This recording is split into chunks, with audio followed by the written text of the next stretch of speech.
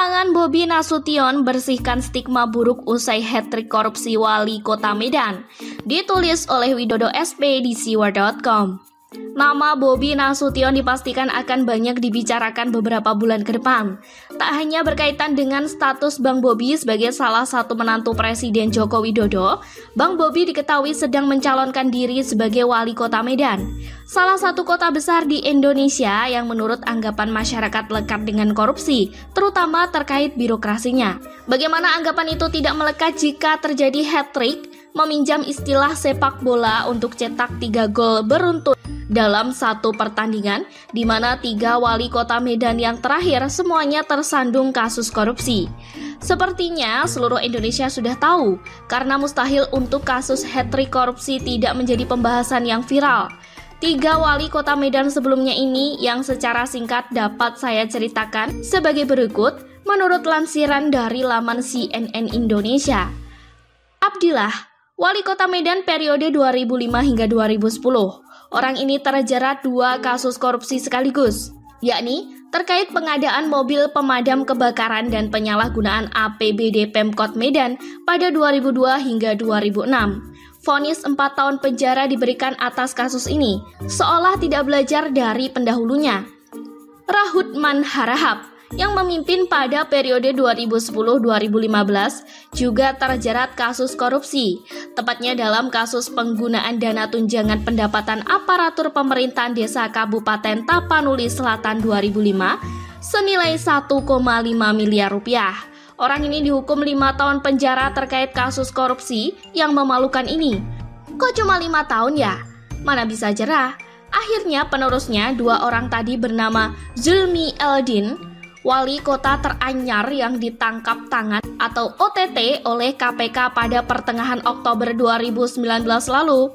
Zulmi diduga menerima sejumlah uang dari Kepala Dinas Jajaran Pemkot Medan. Ia ditangkap bersama 7 orang yang ikut diamankan oleh KPK beserta barang bukti yang senilai lebih dari 200 juta rupiah.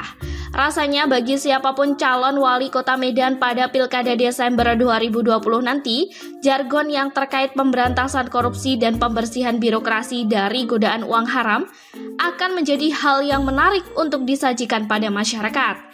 Jika saya warga Medan, tentu hal utama yang ingin saya dengar dari rangkaian kampanye para bakal calon wali kota Medan adalah seperti apa program konkret yang akan dijalankan oleh sang pemenang pilkada nantinya ketika secara resmi dilantik dan menjabat sebagai wali kota Medan.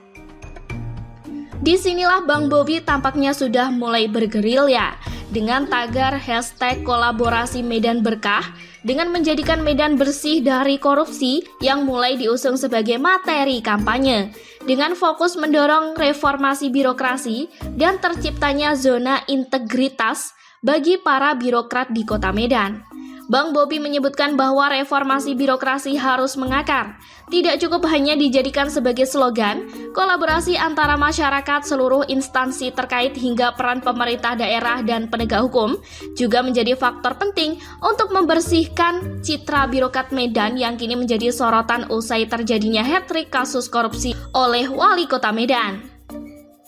Namun seperti diucapkannya sendiri, Bang Bobi perlu upaya lebih untuk meyakinkan masyarakat bahwa dirinya lah sosok yang depan untuk menjadi panglima tertinggi di kota Medan untuk memerangi setiap detail upaya yang berkaitan dengan korupsi di jajaran birokrasi kota Medan nantinya. Kalau terpilih dengan suara terbanyak loh ya. Beberapa bulan waktu yang tersisa ini, terutama ketika nantinya penetapan bakal calon pasangan wali kota dan wakil wali kota sudah ditetapkan. Berikut masa kampanye dan debat calon pemimpin daerah menjadi waktu yang harus dimaksimalkan Bang Bobi untuk meyakinkan masyarakat. Sampai mereka berkata dengan yakin, inilah calon yang tepat untuk memimpin Medan. Status Bang Bobi sebagai menantu Jokowi memang sedikit menguntungkan dirinya, karena citra ayah mertuanya itu bisa dibilang masih terjaga di negeri ini, kecuali di mata para kelompok pembenci beliau tentunya.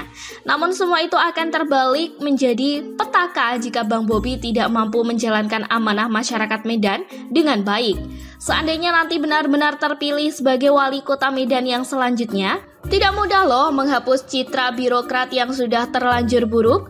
Dalam 100 hari pertama, Mas Bobi bahkan perlu membuat gebrakan nyata terkait kebijakan-kebijakan terkait pencegahan dan pemberantasan korupsi sambil menjaga dirinya agar tidak tergiur sedikit pun dengan lambaian uang yang terbukti sudah menjerat 3 wali kota pendahulunya. Nah, apakah Mas Bobi bisa mengemban amanah memerangi korupsi di Kota Medan? Kita tunggu bersama. Sekian dulu berita hari ini, jangan lupa di like, komen, dan subscribe agar Anda tidak ketinggalan informasi menarik dan terupdate lainnya dari channel Daily News.